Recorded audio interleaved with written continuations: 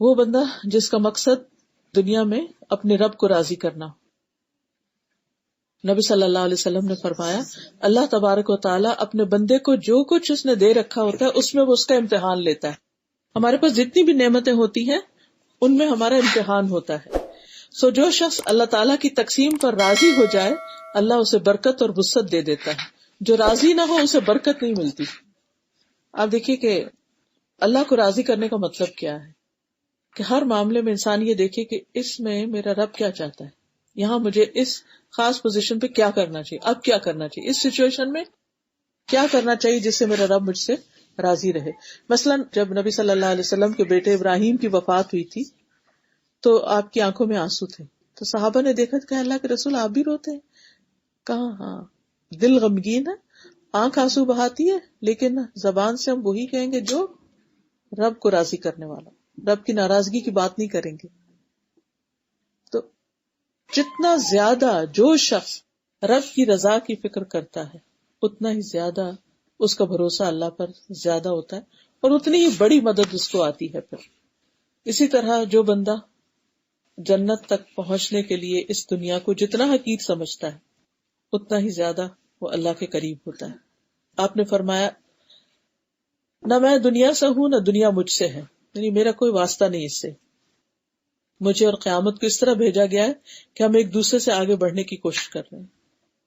تو خاص کفایت کے لیے اللہ کی اطاعت گزاری ضروری ہے, اللہ کی رضا حاصل کرنا ضروری ہے, بڑی سے بڑی مشکل میں پر امید رہنا ضروری ہے, مایوس نہیں ہونا چاہیے, پھر اللہ کی مدد آتی ہے, پورا یقین ہو. نبی صلی اللہ علیہ وسلم نے فرمایا جو مسلمان اپنا چہرہ اللہ عز و جل کے سامنے گاڑ کر کسی چیز کا سوال کرتا ہے, جیسے شروع میں نے کہا نا کہ ہمیں تو دعا مانگنا بھی نہیں آتی, پوری طرح اللہ کی طرف متوجہ ہو کر سوال کرتا ہے, اللہ اسے وہ چیز ضرور عطا کرتا ہے, خواہ جلدی کرے یا اسے اس کے لیے ذخیرہ کر لے. پھر اسی طرح ابن عمر کہتے ہیں کہ رسول اللہ صلی اللہ علیہ وسلم فرمایا کہ لقمان حکیم کہا کرتے تھے جب کوئی چیز اللہ کی حفاظت میں دے دی جائے تو وہ اس کی حفاظت کرتا ہے, یعنی اپنے امور, اپنے اموال, اپنی اولاد, ہر چیز کو اللہ کی حفاظت میں دے دیں. مجاہد کہتے ہیں کہ میں اور ایک آدمی عراق کے لیے نکلے, وہاں جانے کے لیے, تو عبداللہ بن عمر نے ہمیں رخصت کرتے ہوئے کہا, ہمارے ساتھ ساتھ چلتے رہے, کہا کہ میرے پاس تمہیں دینے کے لیے کچھ نہیں, لیکن میں رسول اللہ صلی اللہ علیہ وسلم کی ایک بات تمہیں سناتا ہوں کہ جب کسی چیز کو اللہ کے سپرد کیا جاتا ہے تو وہ اس کی حفاظت کرتا ہے. میں تم دونوں کے دین, امانت اور عمل کے خاتمے کو اللہ کے سپرد کرتا ہوں. اسی لیے ہم مسافر کو کیا دعا دیتے ہیں, استودعکم اللہ الذی لا تضیع ودائعہ. وہ تو پیچھے چھوڑنے والے کو کہتے ہیں, دوسرے کو کہتے ہیں نا کہ استودع اللہ دینک و امانتک و خواتیم عملک. نبی صلی اللہ علیہ وسلم نے فرمایا اگر تم اللہ پر ویسا توکل کرو جیسا حق ہے تو وہ تمہیں ایسے روزی دے جیسے پرندوں کو دیتا ہے, صبح بھوکے اٹھتے ہیں اور شام کو پیٹ بھرے واپس آتے ہیں. پھر اسی طرح اللہ کی حفاظت پر یقین رکھنا, گڑ گڑا کر دعا کرنا, مشکلات میں جیسی بھی ہوں اللہ سے اچھی امید رکھنا, جیسے حضرت ہاجرہ نے رکھی تھی. جب ابراہیم علیہ السلام ان کو چھوڑ کے جا رہے تھے, کیا تھا پاس ان کے, تھوڑا سا پانی اور تھوڑی سی کھجوریں, توشا تھوڑا سا. تو پوچھنے کا آپ ہمیں یہاں کیوں چھوڑ کے جا رہے ہیں, انہیں تو کوئی پلان نہیں بتایا تھا کہ تمہیں لے کے جا رہا ہو تو کہاں چھوڑوں. ساتھ چلی بھی گئی, جب چھوڑ کے واپس جانے لگی, پیچھے آنے لگی, اب انہوں نے کوئی جواب نہیں دیا, مڑ کے بھی نہیں دیکھا. تو آخر خود ہی کہنے لگی کہ کیا اللہ نے آپ کو اس کا حکم دیا ہے, کیونکہ ان کو پتا تھا, شوہر کے مزاج کو پہچانتی تھی, اللہ نے آپ کو اس کا حکم دیا ہے. تو کہنے لگے ہاں. تو پھر اللہ ہمیں کبھی بھی ضائع نہیں کرے گا. سبحان اللہ. آپ دیکھیے جس عورت کے پاس نہ کھانا ہے نہ پینا, کچھ نہیں ہے, چھوٹا سا بچہ ساتھ ہے, ٹھکانا بھی نہیں, سر پہ سورج نکلے تو کوئی درخت بھی نہیں ہے وہاں پر, رات کو خالی زمین ہے اور وہ ہے کوئی تکیہ سرانا بھی نہیں ہے, کچھ بھی نہیں, اور وہ کہتی ہے اللہ ہمیں ضائع نہیں کرے گا. یہ کون کہہ سکتا ہے سوائے اس کے کہ جس کو اللہ کی ذات پر پورا بھروسہ ہو.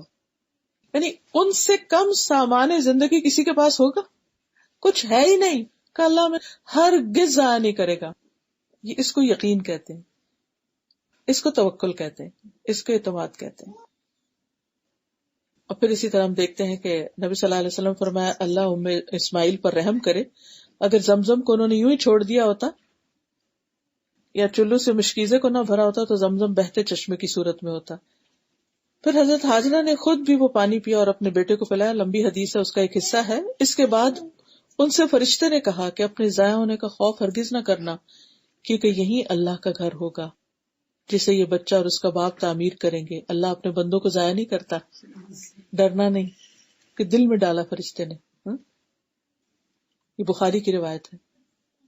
تو ان الذین قالوا ربنا اللہ ثم استقاموا تتنزل علیہم الملائکۃ الا تخافوا ولا تحزنوا وابشروا بالجنۃ التي كنتم توعدون نحن اولیاؤکم فی الحیاۃ الدنیا وفی الآخرہ ولکم فیہا ما تشتہی انفسکم ولکم فیہا ما تدعون. اللہ پر بھروسہ کرو. ہاں اگر مشکل آ جائے تو نماز کے ذریعے صبر کے ساتھ اللہ پر توکل کرو. حضرت سارہ جو حضرت ابراہیم کی دوسری بیوی، جب ابراہیم علیہ السلام اپنے ملک سے لے کر ان کو نکلے تو ایجپٹ کی طرف گئے. اب اپنا ملک تو چھوڑ دیا تھا، کہیں اور ٹھکانہ بنانا تھا. تو وہاں کا جو بادشاہ تھا وہ بڑا ظالم تھا. جب بھی کسی نوجوان لڑکی کو دیکھتا، کسی مسافر کی ہوتی تو اس کو چھین لیتا. تو سارہ ساتھ تھی، تو انہوں نے ابراہیم علیہ السلام کو کہا کہ سارہ کو مجھے دے دو. وہ کیا کرتے کیا نہ کرتے ہو، تو اس میں اجنبی تھے اس ملک میں. انہوں نے حضرت سارہ کو دے دیا. حضرت سارہ جو تھی، جب وہ بادشاہ ان کے پاس آیا برا کام کرنے کے لیے تو انہوں نے وضو کیا، نماز پڑھنے کھڑی ہو گئی. کہنے لگی اے اللہ، اگر میں تجھ پر اور تیرے رسول پر ایمان رکھتی ہوں، رسول تو ابراہیم ہی تھے، تو مجھ پہ اس کافر کو مسلط نہ کرنا. تو کہتے کہ وہ بادشاہ کا سانس جو تھا وہ گلے میں پھنس گیا اور وہ گر کے ایڑیاں رگڑنے لگا، ہاتھ نہیں لگا سکا. تو ایک اور روایت میں نے پڑھا تھا کہ وہ اس کا ہاتھ ہی جم گیا، آگے بڑھ ہی نہیں سکا. تو اب انہوں نے ایک واسطہ دیا، اپنے ایمان کا واسطہ دی کہ اے اللہ اگر میں تجھ پہ ایمان رکھتی ہوں، اور وہ بھی آپ دیکھیں نا پوری قوم میں سے وہ ایمان لا کر نکلی تھی باہر، تو ان کا ایمان بھی کوئی معمولی ایمان نہیں تھا. پوری قوم کے خلاف جا کر وہ ایمان لا کر حضرت ابراہیم کے ساتھ چل پڑی تھی. تو پھر اسی طرح ایک اور روایت آتی بڑی دلچسپ سلسلہ صحیحہ میں. یہ خاص کفایت کی بات میں کر رہی ہوں. ایک تو تھا نا عام روزمرہ زندگی کے مسائل کا حل ہونا، اور خاص کفایت یہ ہے کہ اللہ تعالیٰ اپنے بندوں کی خاص طریقوں سے، ان یوزول طریقوں سے مدد کرتا ہے انتہائی سخت پریشانی کے عالم میں. ابو ہریرہ کہتے ہیں کہ ایک آدمی کسی ضرورت کے پیش نظر جنگل کی طرف گیا. اس کی بیوی نے کہا اللہ ہمیں رزق دے کہ ہم آٹا گوندے اور روٹیاں پکائیں. جب وہ آدمی واپس آیا ہوا تو وہ جنگل میں گیا ہوا تھا کچھ ڈھونڈنے کرنے، تو دیکھا کہ آٹا بھی ہے اور گوشت بھی ہے، پسلیوں کا بھونا ہوا گوشت، ربز، اور چکی بھی ہے، غلہ پیس رہی ہے. میں نے کہا یہ کہاں سے آیا؟ تو اس کی بیوی نے کہا یہ اللہ کا عطا کردہ رزق ہے. جب اس شخص نے اس ارد گرد سے چکی صاف کی تو وہ رک گئی. آپ نے فرمایا اگر وہ اسی حال پہ چھوڑ دیتا، اسے صاف نہ کرتا، تو وہ قیامت تک گھومتی رہتی اور آٹا پیستی رہتی. بس سلسلہ صحیحہ کی حدیث ہے. تو ایسا بھی ہوتا ہے کہ بعضوں کے سارے سہارے کٹ جاتے ہیں، انسان کہتا ہے یا اللہ تو دے، تیرے لیے کچھ کمی نہیں. تو یہاں بھی دے سکتا ہے، جنگل میں بھی دے سکتا ہے، جہاں زمزم نکل آیا تھا تو یہ بھی تو ہو سکتا ہے. اسی طرح ایک اور عورت کا قصہ بھی آتا ہے جس میں آتا ہے کہ وہ مدینہ میں اس کا گھر تھا اور اس کے پاس 12 بکریاں تھی اور اس کا کاتنے کا ایک تکلا تھا، وہ نہیں ہوتا سوت کاتے ہیں جس سے. تو ہوا یہ کہ مسلمانوں کا ایک فوجی دستہ جا رہا تھا، تو وہ اللہ کے سہارے چیزیں چھوڑ کے تو خود ساتھ چلے گی کہ میں ان کی خدمت کروں گی، کھانا وانا پکاؤں گی اور کام کروں. واپس آئی تو ایک بکری کم تھی اور تکلا بھی نہیں تھا. کہنے لگی کہ اللہ تو نے وعدہ کیا ہے کہ جو تیرے راستے میں نکلے گا اس کی چیزوں کی تو حفاظت کرے گا، تو میری بکری اور تکلا گم ہو گیا. اب میں تجھے قسم کے ساتھ واسطہ دیتی ہوں اور تجھ سے اپنی بکری طلب کرتی ہوں. اور اتنی شدت کے ساتھ وہ دعا مانگنے لگی تو نبی صلی اللہ علیہ وسلم اس کی شدت کا اظہار کر رہے تھے. تو رسول اللہ صلی اللہ علیہ وسلم نے فرمایا کہ اس کی بکری کے ساتھ ایک اور بکری اور اس کا تکلا اور اس کے ساتھ ایک اور تکلا اسے مل گیا. پورے یقین کہ اللہ میں نے تیرے بھروسے پہ چھوڑا تھا اور تو ہی کرنے والا، تیرا وعدہ ان تنصر اللہ ینصرکم، یہ کیسے ہو سکتا تو میری مدد نہ کرے، تو نے میری مدد کر. یعنی سچے ہو کر اس کے ساتھ دعا کرے نا کہ اللہ کوئی بھی نہیں ہے، آپ نے ہی کرنا ہے، بس مجھے نہیں پتا، آپ نے کرنا ہے، آپ کریں. جب انسان کہنے کسی اور نے نہیں کرنا تو نہیں کرنا، یہ نہیں کہ دل میں ہاں وہ بھی کر دے گا وہ بھی کرنا، نہ کسی نے نہیں کرنا، تو نہیں کرنا ہے، تو اللہ تعالیٰ کرتا ہے. اور اس میں ایک اور صحیح بخاری کی بڑی دلچسپ ہے طویل روایت، لیکن وہ بنی اسرائیل کا وہ شخص تھا نا جس نے کسی سے 1000 دینار مانگے اور کہا ایک گواہ لاؤ، تو اس نے کہا کہ اور اللہ ہی کافی ہے گواہ. تو بہرحال اس نے کہا اچھا اگر اللہ ہی ضامن ہے تو تم سچ ہی کہتے ہو. تو اس کو وہ دے کے اس نے قرضہ دے دیا. اجنبی شخص تھا, وہ لے گیا, وہ دریا کے سفر پر روانہ ہوا, اور جب وقت مقرر آیا تو پیسے لوٹانے کے لیے اس کو کوئی سواری نہیں مل رہی تھی کہ وہ آئے. اس نے کیا کیا کہ لکڑی کے اندر وہ پیسے ڈال کے تو دریا میں بہا دی کہ اللہ اس تک پہنچا دے جس کا میں نے وعدہ کیا ہوا تھا.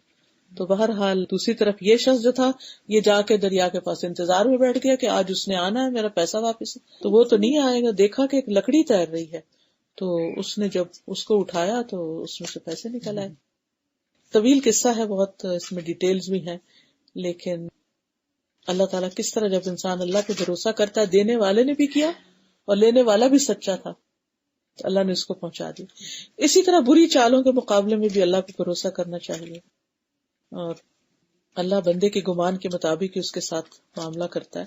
انس بن نضر کہتے ہیں ان کی ایک بہن تھی ربیہ, تو کسی خاتون کے دانت انہوں نے توڑ دیے تھے, غلطی سے ٹوٹے ہوں گے. نبی صلی اللہ علیہ وسلم نے قصاص کا حکم دیا. تو انس کہتے ہیں جو بعد میں جنگ احد میں شہید ہوئے تھے, اس ذات کی قسم جس نے آپ کو حق کے ساتھ بھیجا ہے, اللہ کے رسول قصاص میں اس کے دانت نہیں ٹوٹیں گے, یعنی یہ نہیں ہوگا. بس اللہ کے بھروسے پر انہوں نے کہہ دیا کہ تو ہوا یہ کہ جو دوسری پارٹی تھی انہوں نے تاوان لینے پر راضی ہو گئے اور دانت نہیں توڑے, کیونکہ بدلے میں وہ سن بسن ہے نا, دانت کے بدلے دانت. اسی طرح اگر کوئی الزام لگائے تو اس کے مقابلے میں بھی اللہ سے مدد مانگنا. حضرت یعقوب علیہ السلام نے کس طرح اللہ المستعان وعلی ما تصفون کہا. حضرت عائشہ رضی اللہ تعالی عنہا نے بھی حضرت یعقوب کو یاد کر کے اللہ کے سپرد اپنا معاملہ کیا, کیونکہ کوئی بھی ان کی مدد کرنے کو تیار نہیں تھا. اسی طرح ایوب علیہ السلام نے بیماری میں صرف اللہ ہی کو پکارا, انی مسنی الضر وانت ارحم الراحمین. تو جتنی بھی مشکلات ہو انسان کی زندگی میں, ان سب میں انسان کو اللہ ہی کی طرف رغبت کرنی چاہیے اور اسی سے امید رکھنی چاہیے. اور نبی صلی اللہ علیہ وسلم کی زندگی میں بھی ہم دیکھتے ہیں کہ حضرت فاطمہ ان کے پاس آئیں کہ میں تھک جاتی ہوں کام کر کے, تو مجھے آپ غلام دے دیں. جب وہ مطالبہ لے کر آئی ہو, آپ نہیں تھے لیکن میسج پہنچا آپ کو, تو آپ نے ان کو اللہ سے جوڑا کہ تسبیحات کیا کرو, تمہاری تھکاوٹ اتر جائے گی. نبی صلی اللہ علیہ وسلم نے فرمایا جسے انتہائی شدید ضرورت آ پڑے اور اس نے اسے لوگوں پہ پیش کیا تو وہ حاجت نہیں پوری ہوگی, اور جس نے اللہ پہ پیش کیا اللہ ان قریب اس کو بے پرواہ کر دے گا. یا تو جلد ہی موت آ جائے گی, دنیا کے بکھیڑوں سے جان چھوٹ جائے گی, یا جلد ہی غنی ہو جائے گا, کسی کی ضرورت نہیں رہے گی. تو بہرحال اختتام پر یہ بات کرنا چاہوں گی کہ جو شخص اللہ کو اپنے لیے کافی سمجھتا ہے, اللہ تعالیٰ اس کے سارے کاموں کا ذمہ لے لیتا ہے, دنیا کے کاموں میں بھی اور آخرت کے کاموں میں بھی. دشمنوں کے معاملات میں بھی اللہ تعالیٰ اس کو کافی ہو جاتا ہے جو اس کے مخالف ہوتے ہیں. مخلوق کا محتاج نہیں کرتا, دل سے تنگی نکال دیتا. جب انسان اللہ پہ توکل کرتا ہے دل وسیع ہو جاتا ہے, بے فکر ہو جاتا ہے. کتنی خوبصورت بات ہے نا کہ انسان یہ کہے کہ میں اللہ کی حفاظت میں ہوں, میں نے یہ سب کچھ اللہ کی حفاظت میں دے دیا. پھر اسی طرح یہ اطمینان اور یہ خوشی کہ اللہ تعالیٰ مجھے بے یار و مددگار نہیں چھوڑے گا, انسان کو ہر طرح کے خوف سے محفوظ رکھتا ہے, بندوں کی محتاجی سے محفوظ رکھتا ہے. اور آخرت میں اللہ تعالیٰ جنت اور اپنے دیدار سے نوازے گا ایسے بندے کو, کیونکہ وَلَأَجْرُ الْآخِرَةِ أَكْبَرُ لَوْ كَانُوا يَعْلَمُونَ الَّذِينَ صَبَرُوا وَعَلَىٰ رَبِّهِمْ يَتَوَكَّلُونَ. آخرت کا اجر بہت بڑا ہے, کاش وہ جانتے ہوتے, ان کے لیے جنہوں نے صبر کیا اور اپنے رب پر بھروسہ کرتے ہیں. فَمَا أُوتِيتُم مِّن شَيْءٍ فَمَتَاعُ الْحَيَاةِ الدُّنْيَا وَمَا عِندَ اللَّهِ خَيْرٌ وَأَبْقَىٰ لِلَّذِينَ آمَنُوا وَعَلَىٰ رَبِّهِمْ يَتَوَكَّلُونَ. ایسے لوگوں کے لیے جنت ہے, بغیر حساب جنت میں داخلہ ہے. امت کے 70,000 لوگ بغیر حساب کے جنت میں جائیں گے جو اپنے رب پر بھروسہ کرتے ہیں. دعاؤں میں حسبنا اللہ ونعم الوکیل, حسبی اللہ لا الہ الا هو علیہ توکلت وہو رب العرش العظیم. رات کو سوتے وقت دعا, اللہم لک اسلمت وبک آمنت وعلیک توکلت والیک انبت وبک خاصمت. اللہم انی اعوذ بعزتک لا الہ الا انت ان تضلنی, انت الحی الذی لا یموت والجن والانس یموتون. اللہم لک اسلمت وبک آمنت وعلیک توکلت والیک انبت وبک خاصمت والیک حاکمت فاغفر لی ما قدمت وما اخرت وما اسررت وما اعلنت انت الہی لا الہ الا انت. سبحانک اللہم وبحمدک اشہد ان لا الہ الا انت استغفرک واتوب الیک. السلام علیکم ورحمۃ اللہ وبرکاتہ.